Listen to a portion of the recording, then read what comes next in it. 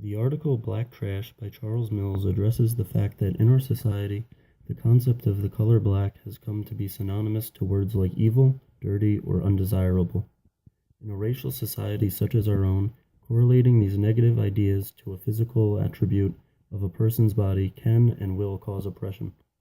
Living in an environment that endorses the idea that a black person's skin is negatively perceived conditions the African American population to believe that the stigma attached to them is true. The fact that the perception of the color of white is that of innocence and purity, while those in power who influence the law and our social system are part of the white population explains biased control practices. One of these biased control practices is discussed in Ryman's article, Is Racial Profiling Just? Racial profiling in the original position with racism shares the concept of Mill's article that black carries a negative connotation, and this leads to a widespread belief of this image. Given this belief, it is not surprising that those in power, such as the police, may base their job tactics off this false perception.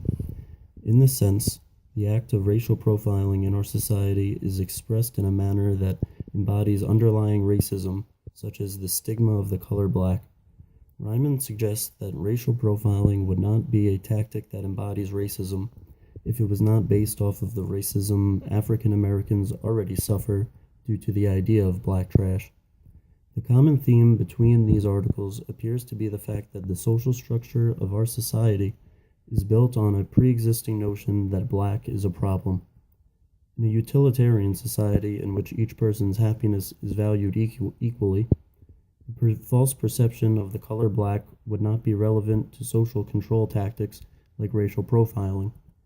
This is because these tactics would be interested in providing the most benefits and the least harm to the most people, instead of being based off of a stigma which generates widespread harm.